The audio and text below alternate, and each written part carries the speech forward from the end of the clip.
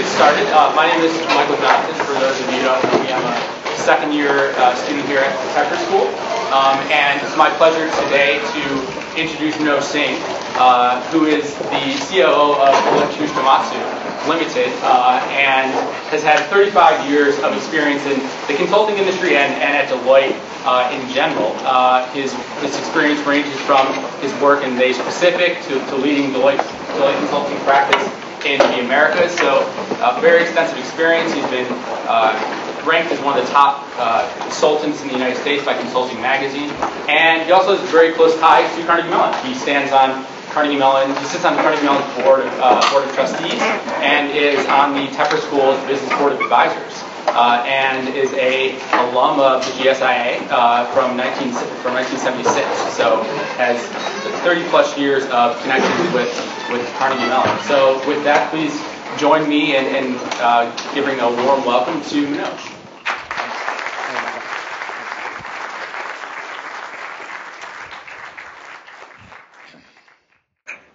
Thanks. Good afternoon, and welcome to the session. Thanks a lot. I understand for the first-year students, this is almost the end of the first mini, so there are exams this weekend, and I'm sure you'd rather be studying, but I do appreciate being here.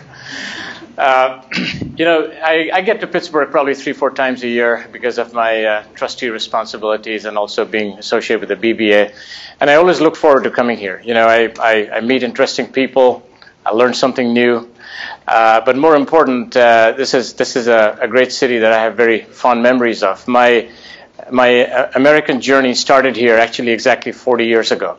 40 years ago in 1974, I descended in Pittsburgh for the first time. I left India as a 21-year-old, arrived here, and the school was actually nice enough to arrange a host family to basically have me spend about 4 or 5 days with them, and they lived in Butler, Pennsylvania. So they picked me up at Pittsburgh Airport, and there's a 21-year-old sitting in the back of the car, jet-lagged. You come out of the Fort Pitt Tunnel, and it's an even better sight today. But it was just one of those things that basically you never forget. So that's very well etched in my memory. I went spent a few days with them. They were concerned that they wanted to make sure I get rid of my jet lag, get my body clock back on time. So I remember must have come on a weekend, and Gordon Walters, who was the host, they took me to a barbecue 24 hours after I arrived, and I was still trying to figure things out. And they would go over there, and it was a nice August day, and Gordon said that we generally know where the restrooms are, so if you need to use, just let me know. So I was just thinking, I just sitting in a restroom. I didn't quite make the translation. I said, why would you come to a barbecue if you want to use a restroom? So I thought maybe I looked jet-lagged or something like that. But anyway, I survived that. I was here on campus 4 or 5 days later, and it's been really wonderful. What I wanted to do today was, quite frankly, the best way to spend this time would be answer your questions, but I had a few things I wanted to cover, and I thought it may be of interest, but you will be the judge of that. And I've titled that Your Next Journey. And I thought we'd talk a little bit about, I spend a lot of my time with our firm around the world in our network, traveling overseas. So talk a little bit about at least my view of the global economy, where things are. And then I thought I would focus some time on talking about innovation, disruption, and what it is technology-enabled disruption is doing to businesses in general, and you, as you go back into the workforce, how you should be mindful of that. What are some of the things that many of you probably know more about it than I do, some of the things, how you want to use that as a competitive advantage in terms of selecting your own career, but also once you're in an organization, how you navigate through that organization, and then end up with a few thoughts about leadership. My guess is it'll probably take a half hour, 35 minutes or so, and then I think we should still have 15, 20 minutes for questions. Okay? So first about the economy. And I guess if you open the newspaper today, you probably won't necessarily see the same thing, but that's because this was put together yesterday. But that's how turbulent the global markets have been around the world over the last 5 or 6 years. And I know that there are many countries that are represented here, so I'm not being disrespectful of anyone, but I have to tell you that I would have never made this statement 4 or 5 years ago, but this is the place, the U.S. is the place that is really, the economy is going to be kicking everyone's butt over the next 5, 6 years.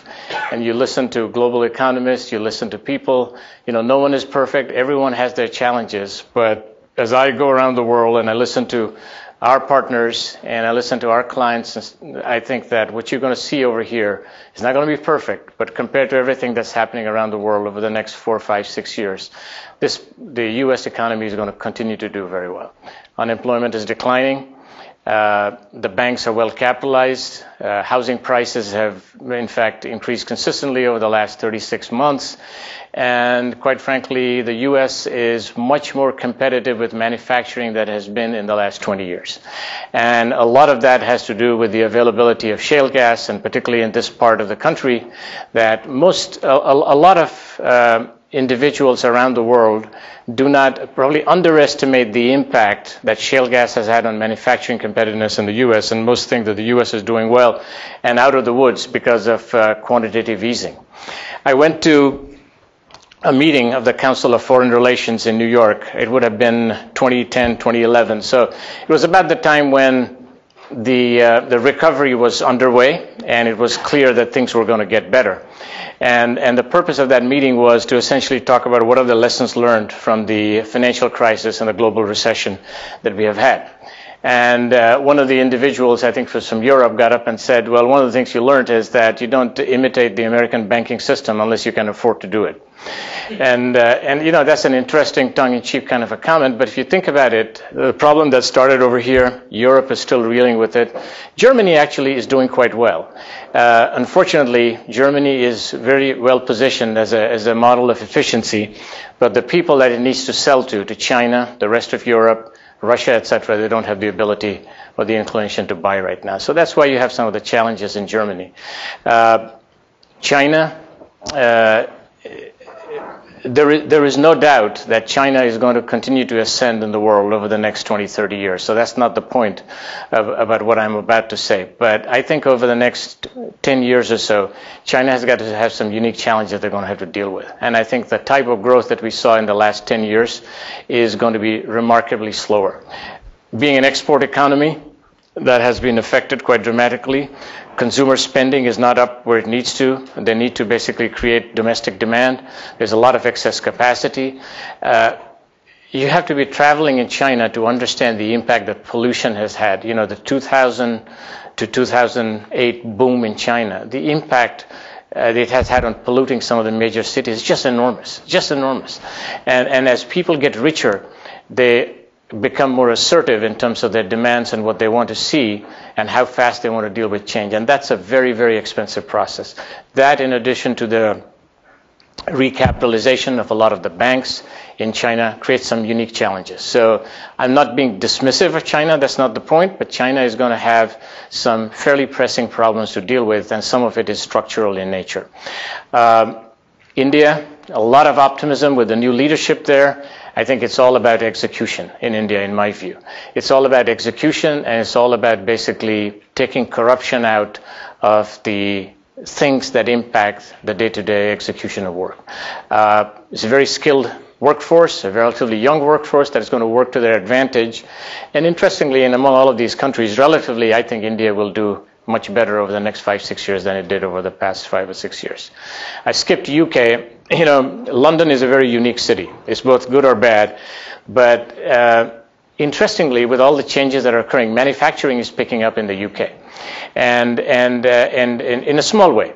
And just because of the amount of unemployment and the movement of the currency and things like that, and parts of Europe which are big on manufacturing, which basically now have kind of hollowed out.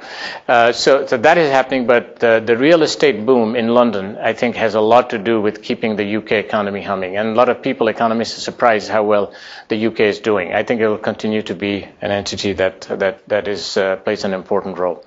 And Southeast Asia, also, I think, along with China, will continue to be a pretty strong growth area. So you translate that into opportunities. I don't have to tell you this, but more and more people are getting into startups here in this country. I see, at least on the East Coast, I see a much larger percentage of the students from the business school, and certainly in the West Coast that's always been the case, joining startups. And essentially trying out an idea or two for the next 3-4 years, finding out whether they're successful or not, and then either staying with it, moving on to something else. A lot of times they're not successful, they learn quite a bit from it, and they move on to something better. So those are some of the opportunities, in my view, as you look at different countries, and as you look at focusing your career, directing your career to any of those parts of the world.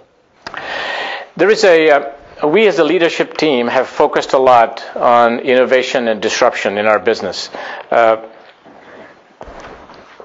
As large as we are and with a global footprint and the impact of technology, for one thing, we believe we ought to be disruptors, but more importantly, we don't want to get disrupted. So I'll share a story with you. We had an individual, most of you have heard of Singularity University. It's located on the West Coast in the Bay Area. And we had an individual, they spent a lot of time thinking about technology, the impact of technology, putting the impact of technology on our day-to-day life and how it would affect individuals and corporations and businesses and things like that. So this person was essentially talking about a lot of different things along those lines, but there's one thing I wanted to share with you. And the point was made in the following way. He said that, economies around the world, and this pertains to you as people hitting the workforce and having 30, 40 years of runway ahead of you in terms of your professional career. So economies around the world will continue to get better compared to where we have been over the last 3 or 4 years, but the job growth will not proportionate to what the GDP growth would be. The point being that automation is going to play a much bigger role, and you won't get the same level of job growth that you would have, say, 10 years ago if the economy had progressed in the same manner. So that's the first point. The second point was people are going to live longer. We know that, better health care. But the impact of 3D printing, which I hadn't appreciated, the impact of 3D printing is apparently going to be enormous in the area of healthcare. So if you think about transplants for which people have to wait inordinate delays in many parts of the world, liver transplants, kidney transplants, lung transplants, apparently 3D printing technology is at a level where basically you can produce a lung which can be actually transplanted into an individual, or a kidney and stuff like that. So if you think about that, and with another 2, 3, 4 years of further sophistication in that, people not only will live longer because of better health care, but because of some of these innovations. And then the final point is that the average life cycle of a skill set is going to be about 5 to 6 years. Now, that doesn't mean that every skill set is going to get disrupted in 5 to 6 years, but a lot of the things that we are engaged in is going to change, relatively significantly every 5 to 6 years. So you put all that three together, and it represents a great opportunity, also represents a challenge. Not enough job growth, live longer, and then basically the ability to be able to deal with changes in your job. So it's a unique opportunity as you enter the workforce. How do you keep yourself relevant? How do you make sure you differentiate yourself? How do you worry about it in a very thoughtful way? And I think that's the point I'm trying to make, because I think that that's a tremendous opportunity that you have. So it leads to the question called, how much have you been thinking about innovation, and what does that really mean? Bill Gates has said that never before has so much opportunity been offered to so many in such a short period of time to be able to drive change. So I think that this is going to have a very, very big impact, and I think the point is that how do you take advantage of it, and how do you deal with it? The examples of disruption are many, and I'm sure you've read about it in your cases and stuff like that, but the graveyard is full of the Blockbusters of the world, Kodaks of the world, Barnes & Noble, which were very, very successful organizations led by highly intelligent individuals. And they essentially got disrupted in an area where they had expertise. Kodak was led by an individual from Motorola in the 90s. They had basically the inside track on digital photography. And they didn't realize, they just assumed that this network of film developers around the world, traditional film developers around the world, that they were so powerful that you could basically never eliminate them in that whole supply chain of essentially print photography. And look at what happened. Same thing for Barnes & Noble, same thing for Blockbuster. So there are a lot of examples, and this is something that clearly is an area that you have to worry about. And so the question is, what does that mean? And what does it mean to me, to each of you individually? And the way I internalize this, and the point I'm trying to make is, we have always thought of innovation with a capital I, and it occurs somewhere else. A lot of innovation occurs at the coalface. You're going to be driving innovation wherever you go. And the advent of technology, the development of technology has made innovation a lot easier. A lot more, the time frame is shorter, the impact is much more immense. So it's something that pertains to everyone. Everyone needs to be worried about. These are some things out there, by no means an exhaustive list, but I've used this in some of the settings as well. But I was looking at it this morning as I was coming in. About half of these things, this university is a leading institution in the world. So you are in one of the best places, whether it's advanced robotics, whether it's self-driven vehicles, whether it's cybersecurity. All of these are going to be things that are going to impact your life in a very, very big way. And you need to understand that, not as a technologist, but as a strategic thinker. We just completed, Deloitte globally, our 2020 strategy, something that's going to take us to the end of the decade.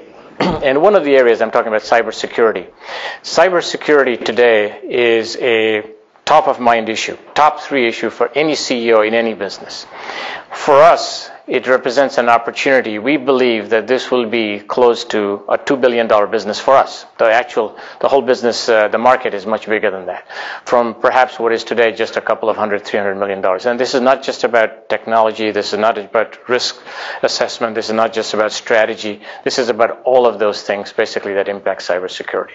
In fact, today we can't find enough people in various parts of the world who understand this as well as they could. So these are some of the opportunities that you have and things that are going to confront you. So what I would say is that, be conversant with the latest technologies. I think it's very, very important. I was in Singapore about 2-3 weeks ago, and you all probably know this. I'm a little slow with these things. So, I'm talking about a gadget that hooks onto your smartphone to take pictures. And one of these partners showed me a lens that he had purchased. And basically, what happens is very simply is it's a lens that has an adjustable focal length, and it's manufactured in a way so that it's a very sleek product. So it's not very cumbersome, not very bulky to carry, and you can Bluetooth sync it with your iPhone or any other smartphone. So there's no wire connection or anything like that. And fundamentally, you see through that, you can adjust it, you can take a picture. The quality of the image is very good, and all you do is you click your iPhone to do the picture. So my point is, you just think about that. I don't think it's been in the market that long, so it's probably been about only 3-4 months or so. Maybe some of you already have that. You just think about the impact what I just described to you has on the cameras that are made, the expensive cameras that are made by Canon and Nikon. The single lens or the SLR cameras and stuff like that, which are much bulky, which, by the way, the younger generation likes to buy a lot. I have 2 daughters and 2 sons-in-law, and they both have that. And, they don't wear wristwatches, but they do have cameras and stuff like that. But that is going to get disrupted within the next 12 months because people can take equally good pictures. It's not as bulky. It's a lot easier to transport and stuff like that. So it's just a simple example of what technology can do. Reimagining business models of the future. A lot of the disruption is going to occur in that area. For us as a firm, I would say that at least 10 to 15% of our business today represents things that we do that are services or are approaches to delivery model for that service that we did not do 5 years ago. I call that innovation, I call that evolution, stuff like that. That is only going to increase. So that's again, a very, very big deal. Leveraging analytics to challenge traditional assumptions. Audit is a big part of our business, and it tends to be very people intensive. The market is very competitive. One of the things that we are doing is injecting artificial intelligence at the front end of conducting audits to be able to narrow down the areas where there will be high risk and then focus on that in a very effective way. It cuts down the amount of time you spend at the front end of an audit by almost 60 to 70%. And in fact, we are piloting it at several of our clients in the financial services and the pharmaceutical industry. So it's a big change. I'm just giving you that as an example in our business. There are probably hundreds of those in other businesses. And then, addressing your style of leadership to an increasingly complex and connected world. One of the examples, this has nothing to do with technology, that I use. I was based in China for about 4 years with our firm from 2003 to 2007. And one of the things I did was we have a fairly large practice, really large practice, about 400 million or so in Southeast Asia. But it was disaggregated over 10, 11 countries. Singapore, Malaysia, Indonesia, Thailand, Guam, so on and so forth. And they're all small practices. They're not able to invest to the level they needed to. They're not able to serve the largest clients in their market. So we combined them. And that was one of the things I accomplished while I was there, about 10 or 12 countries coming into one practice unit. Anyway, the point of my story is this. So, I was here in the U.S., responsible for a $2 billion practice. Go there, this is $300 million, should be pretty small, isn't it? People are people, and size doesn't drive everything. So I would go have a discussion with these. So I was trying to build a business case, why they should combine. The Malaysians are very wary of Singaporeans because it's a much bigger economy. They work much harder. They think I'm going to take them over. And I would go there every time, and I would think that we had a great meeting. That's going to happen. The people wouldn't ask that many questions. I was born in India. I spent 21 years in India. So you'd think that you would understand at least different cultures. And there would be no change. And it was just passive resistance. And so anyway, the point of my story is leadership in the future is going to require a much better cultural awareness as well, particularly as a part of large global organizations. Okay, so a lot of stuff about data, all of that, how to find data and things like that. I'm going to share with you 3 or 4 examples, which I always enjoy doing because I think these are reflective of some of the changes that I believe that you would know about and you're going to continue to see. So I fly a lot. Many of my colleagues who are here, they do that as well. And this is an example of American Airlines. And it's an example of big data and how basically these airlines, by the way, for all of you, they may not be a model of efficiency, particularly if a flight is late, but there are certain things that they do well. So this is a good example. One of the things that they have been doing is basically collecting a lot of information on engine failure. North-south routes, east-west routes, domestic, international, over the water, over land, GE engine, Pratt & Whitney engine, Rolls-Royce, whatever. And they're really able to predict with a very high level of precision under what conditions when engine failure is going to occur, mounted on different types of aircraft. And if you think about it just from a safety standpoint, forget about the impact on saving costs. It's just enormous. Just enormous. And all of that is being done by basically taking big data and using technology in a very, very effective way. They're not the only airline doing that. I'm just using that as an example. But the impact is just tremendous. Uber. Most of you know. I assume you have Uber in Pittsburgh, right? Have any of you used it here? So I'm a late entry to that. But here's the point about Uber. So 2 things. I was in Hong Kong about 2 months ago. I was standing in a line, and Hong Kong has the best cab system. It works very well. They're clean, they're nice, they're pleasant. But usually between 6 and 8 in the evening, if you're trying to get a cab, it's very hard. So I had to make a dinner somewhere. I was standing in front of my hotel. And looked like the line was big. It wasn't moving. So I just basically had the Uber app. I did that. And within 2 minutes, I got a picture of the driver, the number of the car. And within 7 or 8 minutes, the driver was there. In fact, the only thing I had to figure out is to make sure I recognized the car and the driver. So I had to run after him. And here I was, and I made it to my destination. This is, so let me just fast forward and say, in New York City, being a cab driver, with having very little education, coming in from another country, it's one of the best ways to make money. It's a hard way to make money, but it's the best way to make money while you figure out what you want to do, right? Who would have predicted that something like this, a simple piece of technology, is going to disrupt that business? So it costs $10,000 to get a medallion for a New York City cab. This is a simple piece of technology. which the company now is worth $18 billion, basically, what it has done is totally disrupted a model that has existed for 30 to 40 years.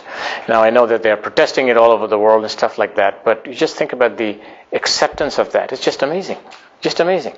And once you have that technology in place and you start getting feedback, you only make it better. You make the quality of the drivers better, the quality of the cars better, the responsiveness and everything. So it's just amazing.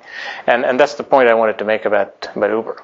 Same thing about, you look at the impact of, again, data analysis on healthcare. Sloan Kettering, one of the most famous institutions for cancer care, they actually use technology a lot more than the average person thinks, particularly when you're going there to get treated. Essentially, they look at the specifics of the patient, but they overlay that with thousands and thousands of cases that look very similar, what the reaction was of patients to a particular type of drug at a certain stage of the malignancy, certain weight of the patient, gender of the patient, culture of the patients, etc. I am told, I've spoken to a couple of doctors who use this. I said, this is just enormous. And it basically says, what it does is, 5 years ago, you would experiment with something if someone was going through, let's just say, stage 2 cancer treatment. Now you can basically cut short that time, the 6 to 8 weeks, and dive directly into after understanding the patient history and matching it against other records to be able to provide the right kind of treatment and continue to evaluate it. So it shortened the time, the diagnosis time, the impact time, and obviously affected longevity in a very big way. And this final one is about Adidas and Nike. Adidas was the formal sponsor to the London Olympics, and they spent well in excess of $60 million. If you went to the London Olympics, you saw their logo all over, etc., and it was just terrific. Nike was excluded from that. And what they did was, just before the London Olympics, that they essentially picked a half a dozen locations around the world, which small towns which were known as London. I think there's one London, Ohio, or something like that. Maybe if it's not in Ohio, it's somewhere here in the States. So they picked a half a dozen of these locations, and they essentially started a contest in that town called Find Your Greatness. And they would have, whatever it would be, volleyball, athletics, or something like that. You would go compete, post you ran 100 meters, posted what your score was and stuff like that. And this just went viral in the social media circuit. And the point is that a lot of the people thought that Nike was an official sponsor to the London Olympics, and they had nothing to do with the London Olympics in terms of having spent money. So Adidas spent $60 million, Nike spent whatever it is in what they described, and probably got a pretty good following. So that's, again, an example of disruption and what it means. So, as I said, be open to change, never stop learning, reinvent yourself. I think all of these are pretty important, and I think these are things that you should never forget as you are embarking on your next journey. So before I close this segment and talk a little bit about leadership, this is a quote from one of my favorite athletes, sportsmen of all time. Each one of us have his favorite, right? Michael Jordan, I've really been fascinated by him. I'm not a big follower of basketball, but I like him as an individual. And I really studied him a lot in terms of the impact he has had in leadership and his team, and how one person can basically lift the quality of the rest of the team. The point here is that if you go through that, it's just 2 or 3 things from my perspective. You can look at the glass as half empty or half full. Number 1. Number 2, most successful people have failed quite a bit before they get to where they need to, so you shouldn't be concerned about that. And the last point is, to really acquire perfection, you have to try very hard. And the chances are that even at the top of your game, you're going to make a lot of mistakes. So that should not be a reason to basically deter you in any way. But I thought this was fascinating when I first hit upon this. So let me just conclude with a few things about leadership, and then we'll have a chance to answer your questions. I started with Deloitte in 1979, and I graduated from here in 76. Unlike many of you, I didn't have any formal work experience when I came here. So I wanted to do consulting. I had a reasonably high level of interest in consulting. It was pretty hard to get a consulting job. It was pretty hard to get a job in 1976 period. If you remember that time frame, most of you don't remember probably, but if you read about it, it was pretty difficult to get a job at that time. It was the beginning of the Carter era, wage freeze and things like that. So I joined Mellon Bank. I worked here for 3 years, and then I joined what was Touche Tohmatsu back then. And I was in a group with the consulting club before this, and they were asking me, did I think I would be with Deloitte for 35 years? And quite frankly, the first 2 years, I just wanted to make sure I don't get fired, because I was seeing people around me losing their job, and I thought that this was, our up and out policy. And I said, these guys are pretty good, and I'm not sure why they got canceled out. So I looked at my career in 5-year segments. But anyway, I'll share a quick thing with you to make my point here. Back then, to be a partner, you had to develop business, and there weren't $5 and $10 million consulting projects at that time. You were selling work constantly, and also you didn't have email, you didn't have cell phones. So the only way you did prospecting is by either calling someone or sending a letter. And if you called someone, you didn't get someone, you had to leave a message. So this is mid-'80s, early '90s, calling someone, this is Manoj Singh from Touche Tohmatsu. And by chance, if you got someone at the other end, there'll be silence, first of all. So then I would start spelling out. My name is Manoj, M-A-N-O-J, S-I-N-G-H, and then I have to say what Touche Tohmatsu was. And it was pretty challenging. The point is, for me as an individual trying to make it, and then even our brand. And today, the Deloitte brand is ubiquitous around the world.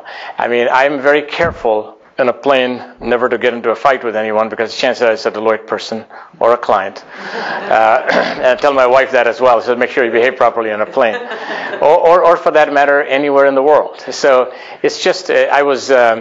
about 5-6 years ago, I was with my wife. We were vacationing in New Zealand, and it was in Queenstown. It's about as far as you can get to the end of the pipe. And we were checking into a hotel, and we're walking in, and out walks a Deloitte retired partner. And I said, if you meet someone, where would you expect? This guy is from the United States. I said, this is the last place you would expect to see someone. So they said, hey, I'm really glad to see you. I said, I'm glad to chance to meet your wife as well. I said, it's just terrific. I said, I'm glad you're here with my wife as opposed to someone else's wife. That's in trouble. Not that I do that, but so the point was that it was pretty tough. It was pretty tough starting out in consulting, and you could easily give up. But the feeling that I had was I always felt I was as good as anyone else. I could make myself better, and I always felt confident that I could get help if I needed. And one of the basic principles that I've always operated with is that whoever I work for, not in a political way, but help that person be supremely successful. And that part of that is anticipation, part of that is doing the right thing when no one is looking, and it's a lot of other things. So to me, that's what leadership is about. Let me just hit a few things here, just things that I believe I have learned and are important. So anticipating events and outcomes before others do. One of the things I always tell our people is, if you think about it, our day gets pretty busy with the number of emails you get and things that you have to deal with. And I make it a point, I travel a lot, so a lot of times you get off planes and you're trying to catch up with emails. And it's very important, I think, to set aside time every day, or however often you can do, just make sure you can think. You can, as opposed to dealing with things that are the least important. And you're answering the 35th email, which really doesn't matter whether you answered it or not for another 3 or 4 days. So managing your time effectively, I think, is very, very important. And really asking the question, how did you make a difference today? How did you make a difference this month? And what are you doing that's different? I think that's very, very important. So that's my first point. Finding extraordinary ways of doing ordinary things. Whether you're at Google, or whether you're at Deloitte, or whether you're at pick your favorite place, Walmart or whatever it is. Chances are if you're doing 10 things, 7 of them are mundane, 2 of them are good, and 1 is very exciting. And I think you have to accept that as a package, because the first reaction of anyone who is 26 years old is say, the work is really not exciting, and I'm already done with it, and it just took me 2 hours, and I have the rest of the day nothing to do. You got to look at it as a package, and you got to really, really focus on everything together. Rising to the challenge when you find yourself least prepared. I was leading our consulting practice in in 2001 when 9/11 happened. And actually, I was in New York. And I was on a conference call with several of our people around the world. And I was in a room which was looking south right at the tower.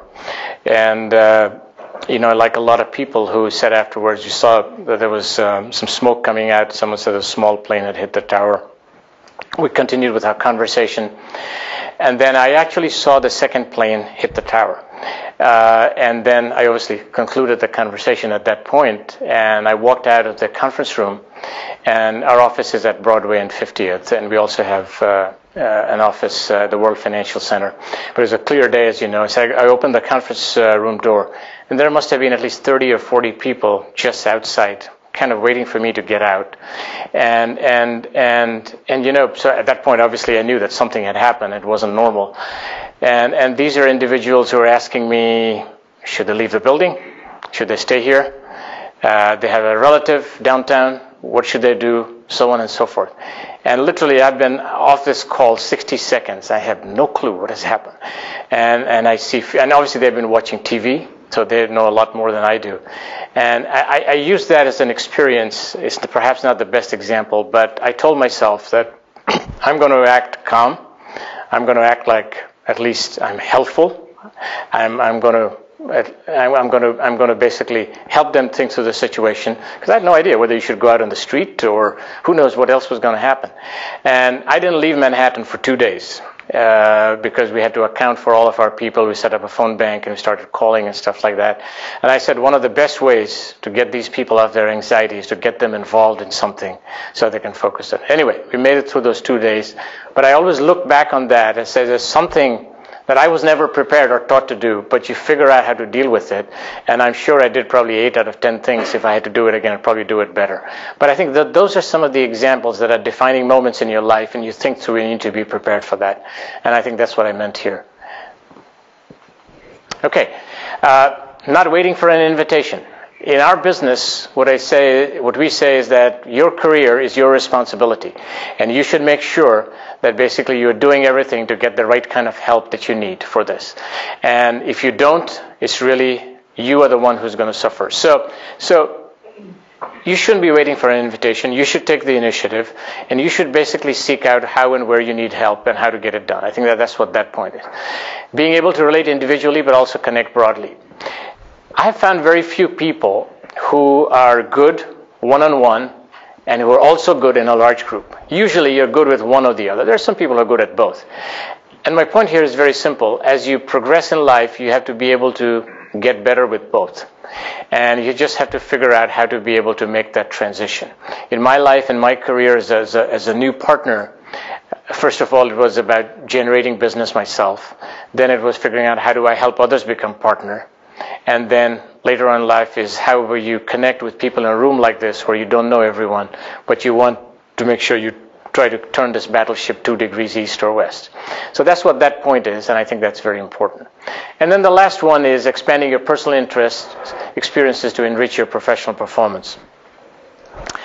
And the very simple point here is always go and do what you believe is your passion, and it doesn't have to be related to work. Because any interest that you develop helps you become a better person. And it helps you interact more broadly with other people who ultimately are going to help you. Whether it's selling work to clients, whether it's building relationships, friends, whatever it is. I retire next May after 36 years with Deloitte, I was telling you. One of the things I always wanted to do was to go to Everest Base Camp. So next October, with a group of 5 friends, we're going to do that. It's not as difficult as it sounds. You just have to be able to get used to heights, 17,000, 18,000 feet. But that's something I always wanted to do. So you just got to figure out what that is and make it happen. Okay? So I think that's all I have. And we have about 15, 20 minutes for questions. A couple of my colleagues are here, John McHugh, David Betts, and why don't you all stand up? Let me just make sure that they recognize you here. I think most of them know. I've known John a long time. I recruited him here, about 20 years ago, John? 1987, Manoj recruited me and made the biggest mistake of his career. There was a point in time where I used to say that John learned everything from me, but actually the true thing is I learned everything from John. So we worked together on a lot of projects over the years. So anyway, I'm going to close my formal remarks here, and any questions you have, and I'm going to ask my partners here to help me as well. You can ask me about anything. I didn't talk too much about Deloitte, but whatever you want to ask, I'll talk about. Take my jacket off. It's a little warm here. But... Yes. Why don't you identify yourself and just a brief introduction, tell me your name, and go ahead. Yes. What do you think are some of the misconceptions about the advantages of using big data? Misconceptions and advantages of using big data. My colleague Harsh is over here, and he's probably as knowledgeable as I am about big data. At least I think so, Harsh. I don't know. So you jump in if you want to add to this answer. I think that today the biggest challenge with big data is having the technology that enables you to be able to narrow down the choices. And I think over the next 2-3 years, that's where the biggest progress is going to be. That's one. The second thing is getting lost with big data in terms of basically the quality of the information and the accuracy of the information. So, the old adage, garbage in, garbage out, I think that part of it has not caught up with the technology yet either. So I think that those are the two things that organizations that are using big data in a very significant way, those are the challenges that they're facing. Hi, Manoj Singh, first year. I just want to thank you for coming and speaking with us. My question is along with the anticipated events and outcomes before they happen or others do. You talked a lot about opportunities, but what kind of roadblocks do you see in the future? I mean, in my view, when I look at the United States, there's been unprecedented monetary policy, so inflation is definitely a concern. Also, there's the income inequality gap being already high, and other things along the lines. So I'll just kind of hear your opinion. Globally, what are the challenges? Yeah. I think that I said some very positive things about the U.S., and I mean it. But having said that, if you're 53 years old and you lose a job, it's very hard to find a job. If you're 22 years old and you're not from a branded university like here and trying to hit the marketplace, it's pretty difficult to find a job. So at those two ends, I think things are still pretty tough. But inequality is a big part of it. I've been here 40 years, as I told you, and I think about the middle class then, I think about the middle class now. I think so that's going to be a fairly significant challenge for the U.S. I also think being able to attract the best talent from around the world. I think that has had a lot to do with, so let me back up. I don't think anyone really appreciates, if you don't live in the U.S., the impact that innovation and startups have had in this country in terms of creating employment and ultimately eminence. So you go down the list. I mean, you know everything: Google, Apple, Twitter, WhatsApp, Instagram, whatever it is, and there are probably half a dozen others. Everyone in the world, whether they agree with our ideology or not, they couldn't survive without it. And I think to be able to continue that momentum, I think is going to be very, very key. And what that means is the connectivity of education, academia, with business is going to be very important. The influx of talent from parts of the world is going to be key. And third is the availability of capital and shutting off that capital when it appears that the idea is not going to go anywhere. That's one of the strengths of this country. You go around the world, people keep having good money chase bad things for a long time. It's hard, but here I think you just cut the cord and move on. I think that's a very, very important part of it.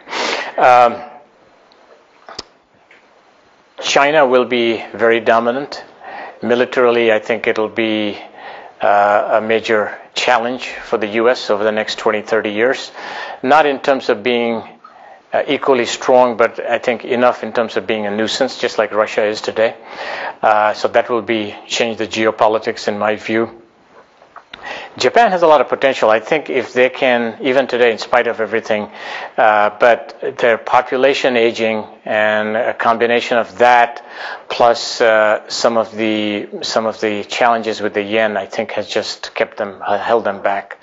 But Mexico today is, from a manufacturing standpoint, from what I understand, is the most efficient, the most productive country in the world. So what that means, combination of labor rates and automation, if you put that together, the cheapest product you produce would be out of Mexico, and they have done that in a very deliberate. So there'll be countries like that that come up from time to time. Indonesia, I think, is making some moves as well. It's got its challenges. So those are just some views around the world. Yes. Hi, I'm Ben Roderick. I'm a first-year MBA.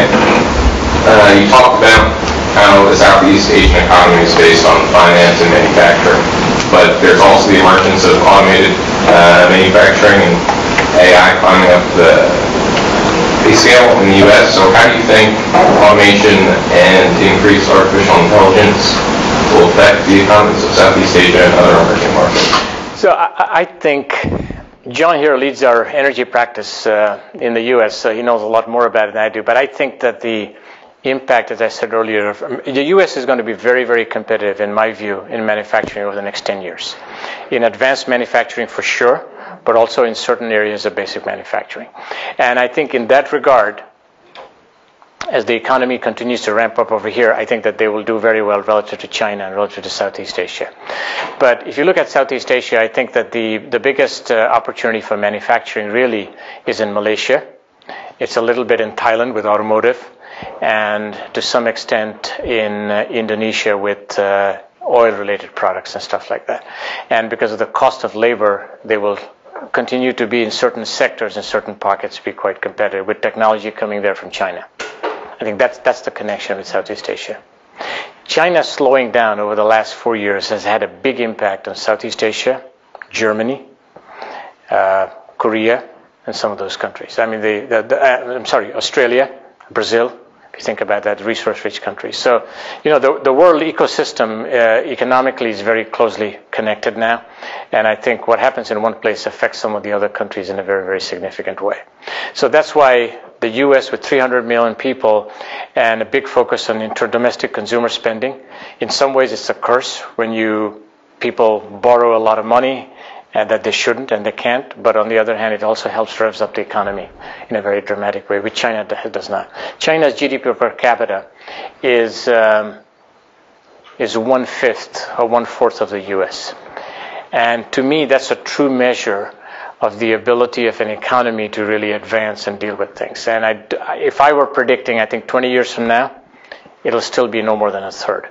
So I think that's what the delta is, I think, which gives the U.S. a competitive advantage, in my view. Yes. Kathleen, first year here. You spoke about the change over the years, especially with how consultancies have tailored their products and changed with the market. How do you foresee those changes happening over the next 5 to 10 years? And other than the interpersonal connection that consultants have with their clients, is there anything that's off limits to change?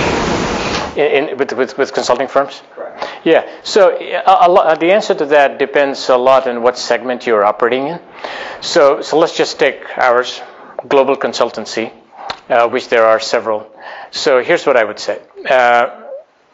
Being able to provide consistent delivery of services across borders is going to be the most important thing. All right. In the small group that we had before this, one of the things that is a key part of our focus, if you look at the Global Fortune 500, is how do we expand our market share with the 100, 150 that we don't have enough and that we could be providing. So part of that is having the same level of capability in Mumbai, in Shanghai, in New York, in Munich, in Sao Paulo. I think that's a key part of it. So training plays a very key role. And we in Deloitte have basically, under the Deloitte University banner, a very state-of-the-art facility in Dallas, 2 facilities in Europe. We're looking at another one in Asia Pacific. That is going to be a key engine to be able to provide that consistency. So cross-border, consistent training, all that is going to be a very big part of that. There is also, again, consulting is one of those businesses where it is quite it's quite disaggregated. So no consulting firm really has more than 8-10% market share, global market share. If you look at other industries, that's not the case. So you have a lot of niche players that come in and out. And one of the things, so there has been some consolidation. in the last 3 or 4 years. It's mainly driven by either lack of global presence or lack of ability to be able to provide the whole, serve the whole value chain, which is from strategy all the way through implementation. That will continue to happen. And I think the last part, which is more local, it's not so big in the US, but it's, I would call it crowdsourcing in consulting. So I see that in Australia, I see that in Southeast Asia, I see that in Korea quite a bit, is former consultants from reputed firms who basically have retired early or left the firm, but still have very good sector knowledge. They are available on an as-needed basis to provide pretty high-quality work. So you don't have the overhead associated with keeping them on your payroll, and very quickly you can put together a network of people to be able to help. So that's another area that basically is going to come into play, I think, on a case-by-case basis, sector by sector. But data analytics, cybersecurity, life sciences, financial services, those are some of the growth areas that we see in our business over the next 5-6 years. We have time for one more question. Okay. All right, let me go at the back. You with the glasses. Hi, I'm Warren. I'm a first-year student. I have 2 questions, actually. So as an ethnic minority who actually rose to rises to the top of a consulting firm, kudos to you. And what things that you exhibited that actually demonstrated your leadership and distinguished yourself? That's question number 1. Question number 2 is what kind of opportunities do you see in Africa for? So, the answer to the first question, I think no one writes the book ahead of time. I think you constantly learn, modify, self-correct. I look at my career, I wouldn't be doing what I'm doing if I didn't have very good mentors who pulled me through the organization. That's one. And the second thing would be making choices, taking risks at the right time. So I was with our Cleveland practice for the first 16, 17 years. A really wonderful time. Several of my colleagues are here. And for me, leaving Cleveland, moving to New York was a big change. It opened up a lot of opportunities. Being in Asia opened up a lot of opportunities. And I think that has helped me with all of that. With Africa, Africa is going to be one of those places that everyone would say is very important to play. And then the second question they're going to ask, how do we play there, and can we really afford to play? There are 2 countries, frankly, that are important in Africa, in the continent of Africa, Nigeria and South Africa. Nigeria is very hard to do business today, but you also cannot afford not to be there. And South Africa is obviously more developed, and I think figuring out how to be able to work in those 2 countries is important. The other country is Democratic Republic of Congo, very rich in resources, very hard to do business again. Angola, those are the 4 or 5 places where as the standard of living improves and increases, consumer demand is going to pick up, and I think that's where the opportunities will be. I'll take one other question real quick, can I? Yeah. Okay. Whoever raised, okay. Those are the last 2 questions. Okay. Yes, hi, my name Make your question short and I'll make my answer equally short. Short question. Politics of the world, I think they affect the economies and the companies more nowadays than probably before because of the global setup. What happens in Russia may not have affected the economy in India or the US about 30 years ago, but it does now. And with the turmoil in the world, the vehicles right now, how do you foresee the companies that are globally reacting to a situation like that in a short notice, and how consulting firms react from something like that? So I'll tell you what, it's a good question, and I won't be able to do justice to it, but I'll give you one example which goes to the core of what you're asking. So because of what's happened in Russia, you know that the US and the Eurozone has imposed sanctions. Fundamentally, we had to get a team of lawyers to understand very, very carefully what that means. And we had to make very significant changes in what we are doing in Russia today versus what we were doing in Russia 10 weeks ago. Because some of the things, we would be criminally liable if we did not pay attention to that. So it becomes very difficult, and I think you have to navigate through it very, very carefully. I'll take the last question today. Hi, my name is Sunny Giovanni. I'm a second-year part-time student. I'll keep my question really short.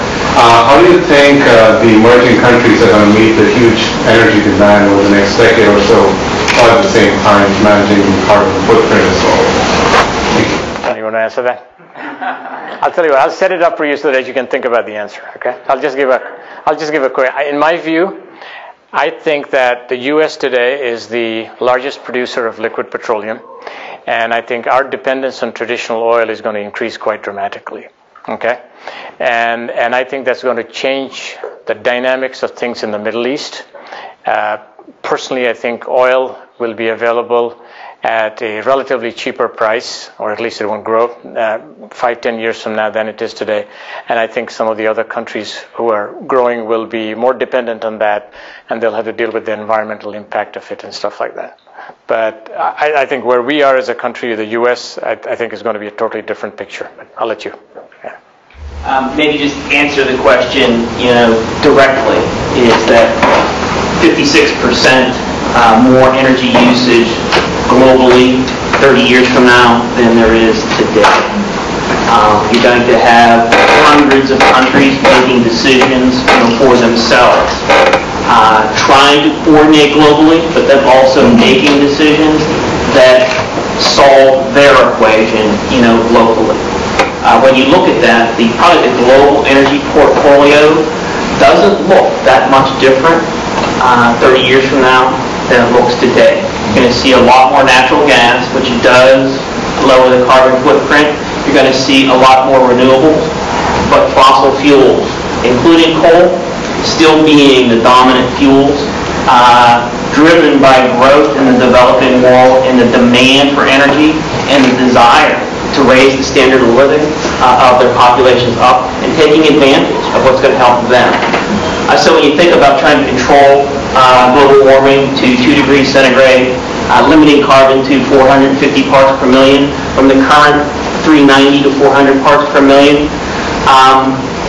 there's not too many scenarios that you can forecast where that's going to happen. Ultimately, we need to take steps in the right direction, but it is going to take longer than the next 30 years to fix those problems. We're looking at a next 100-year solution. Thanks, John. I just want to have Paul Wellner, my partner in the back. Paul, stand up. Paul just got in, and he's also an alum of this school, spends a lot of time here, along with the other two partners. I just want to make sure I acknowledged him. Thanks a lot. Appreciate it.